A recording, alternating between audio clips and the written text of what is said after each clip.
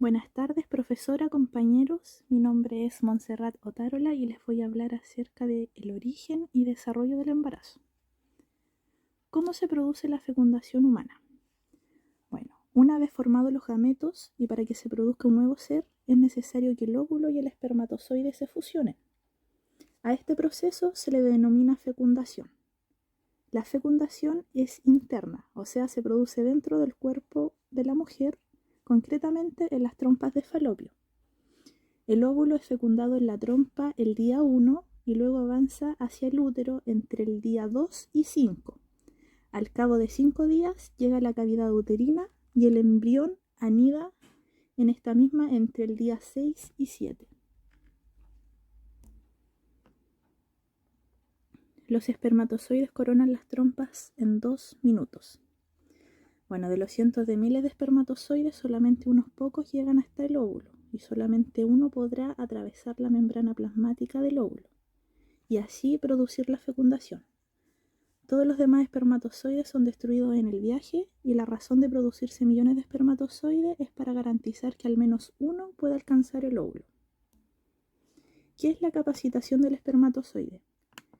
Una vez depositados los espermatozoides en el aparato genital femenino y en su ascenso desde la vagina, sufren un fenómeno de capacitación que consiste en la pérdida parcial del revestimiento de la cabeza y de la reacción acrosómica, apareciendo pequeños poros a este nivel que liberan enzimas necesarias para atravesar las barreras de protección del ovocito. En el momento de la ovulación, el ovario se presenta parcialmente recubierto por las fimbrias de la trompa, las cuales captan el ovocito liberado y adherido a la cubierta ovárica y lo transportan en dirección al útero. El ovocito se encuentra en la llamada metafase 2 o en la etapa de madurez ovocitaria y está rodeado por la corona radiada y la zona pelúcida. La fecundación paso a paso. En la fase 1, de los 200 o 300 millones de espermatozoides depositados a través de la vagina, solamente entre 300 y 500 llegan al punto de fecundación.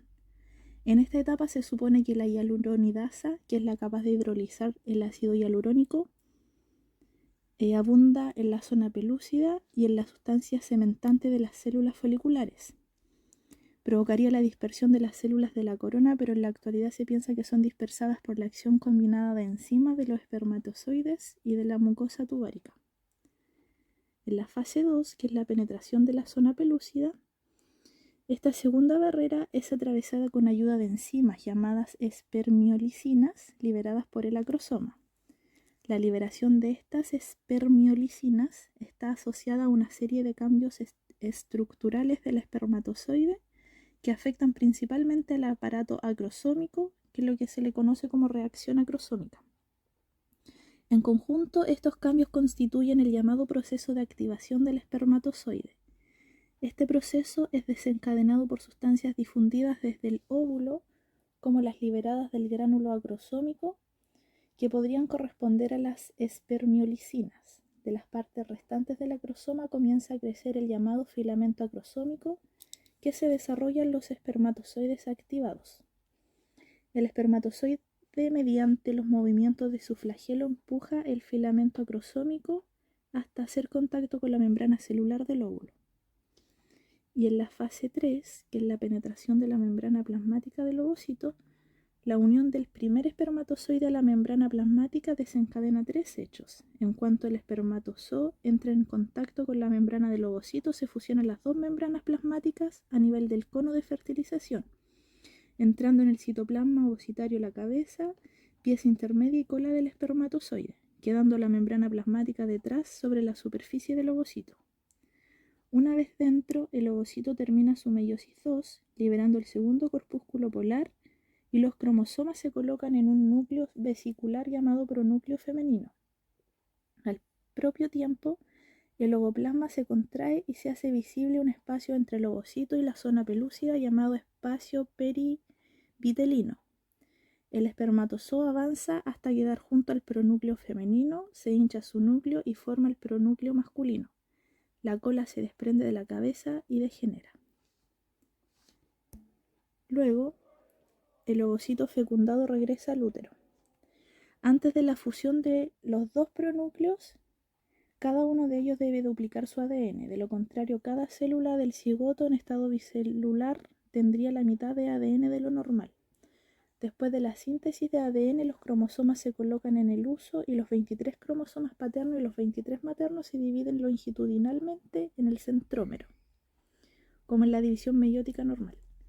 Las mitades resultantes luego se segregan al azar y se mueven a los polos opuestos, dando a cada célula el número normal de cromosomas y ADN.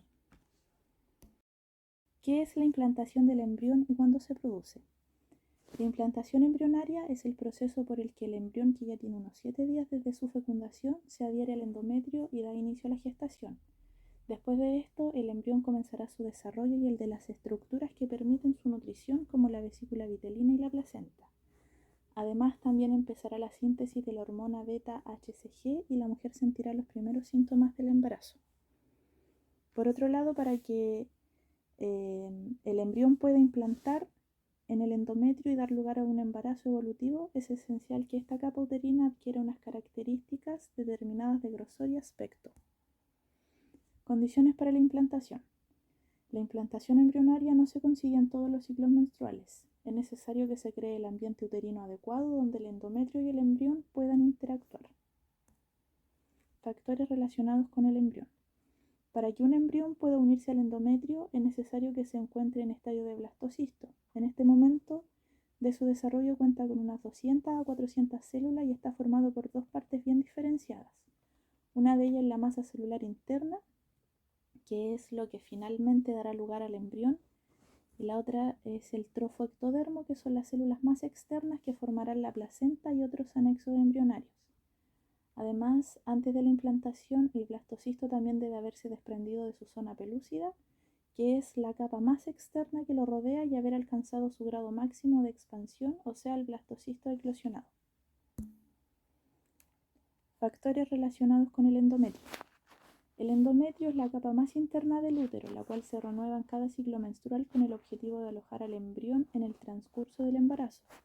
Por esta razón, si no tiene lugar la implantación, el endometrio se descama y se elimina cada mes en forma de menstruación. A lo largo del ciclo menstrual, el endometrio se va engrosando poco a poco y va sufriendo cambios gracias a la acción de las hormonas sexuales femeninas como los estrógenos y la progesterona. Para que pueda ocurrir la implantación embrionaria, es necesario que el endometrio se encuentre receptivo. Esto se consigue cuando su grosor endometrial se encuentra entre los 7 y 10 milímetros y su aspecto es trilaminar. ¿Cuándo ocurre la implantación? Como ya lo habíamos dicho, la anidación del embrión únicamente tendrá lugar cuando el endometrio sea receptivo. Este momento del ciclo menstrual se conoce como ventana de implantación y tiene una duración aproximada de 4 días. En la mayoría de las mujeres, la ventana de implantación comprende desde el día 20 hasta el día 24 del ciclo menstrual, y en este momento, si ha habido fecundación, el blastocisto tendrá unos 6 o 7 días y estará preparado para implantar. Hay algunas mujeres con la ventana de implantación desplazada, lo cual puede dar lugar a fallos de implantación y esterilidad. Fases de la implantación. Una vez establecido el diálogo entre el embrión y el endometrio materno, da comienzo la implantación o anidación embrionaria, que suele tener lugar en el tercio medio de la cara posterior del útero. La primera etapa es la de eclosión y precontacto. Sobre los días 5 y 6 de desarrollo, el embrión comienza a eclosionar hasta que se desprende de su zona pelúcida, que es la membrana externa proteica que lo protege en sus primeros días tras la fecundación. A medida que el embrión va aumentando su tamaño, la zona pelúcida se va adelgazando hasta que finalmente se rompe. Finalmente, el embrión logra salir de ella a través de una serie de contracciones y comienza a interactuar con el endometrio. Segunda etapa, que es la de aposición. Durante esta fase, el embrión busca su posición sobre el tejido endometrial y permanece inmóvil, mientras se orienta de manera que su masa celular interna apunta siempre hacia el endometrio para permitir más adelante la adecuada formación de la placenta. Acá juega un papel muy importante los llamados pinópodos, que son unas proyecciones citoplasmáticas de las células epiteliales endometriales que ayudan al blastocisto a entrar en contacto. Está comprobado que estos pinópodos son claros marcadores morfológicos de la receptividad endometrial y solo aparecen durante la ventana de implantación, desapareciendo alrededor del día 24 del ciclo. La otra etapa, que es de adhesión, acá el trofo ectodermo del blastocisto se adhiere al epitelio endometrial y queda unido gracias a la acción de las moléculas de adhesión como integrinas, selectinas, proteoglucanos y fibronectinas. La otra etapa, que es de invasión, acá el blastocisto, más concretamente trofoblasto o trofoectodermo embrionario, prolifera hacia el endometrio y desplaza la célula epitelial y finalmente invade el estroma endometrial haciendo contacto con la sangre materna. Todo este mecanismo de invasión está controlado por las citoquinas, que son unas moléculas que actúan como mediadores de la implantación y permiten el diálogo entre el embrión y el endometrio. En respuesta a este diálogo, el blastocisto se activa e inicia la diferenciación del trofoblasto en citotrofoblasto y sincitiotrofoblasto. Concretamente, el sincitiotrofoblasto es el que adquiere la capacidad invasiva. Sintetiza enzimas proteolíticas como las serinproteasas, metaloproteasas y colagenasas, que rompen la membrana basal del epitelio endometrial y permiten la entrada completa del blastocisto. Esta destrucción del endometrio durante la penetración del sincitiotrofoblasto es la causante del ligero sangrado vaginal que sufren algunas mujeres y que puede confundirse con una menstruación anormal y que es conocido como el sangrado de implantación. ¿Cuáles son las etapas del desarrollo fetal? Desde la semana 0 hasta el día 10 o 12 corresponde con el desarrollo del blastocisto. El cigoto, que es la célula que se forma cuando el espermatozoide fecunda el óvulo, se divide en otras muchas hasta convertirse en una mórula, al tiempo que viaja por la trompa de Falopio hasta llegar al útero y se produce la implantación embrionaria. Desde la semana 2, que en realidad corresponde a la semana 4 del calendario del embarazo, hasta la semana 8 ocurre la etapa embrionaria. Aún es un embrión del tamaño de un grano de arroz y no tiene aspecto humano.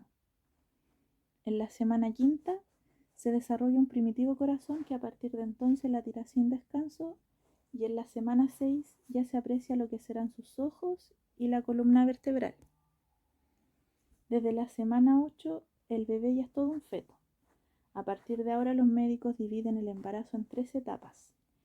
La primera, que es el primer trimestre hasta la semana 12, el segundo trimestre, que abarca desde la semana 13 a la 25, y el tercer trimestre, que va desde la semana 26 hasta el nacimiento, que suele ocurrir entre la semana 36 y la 40.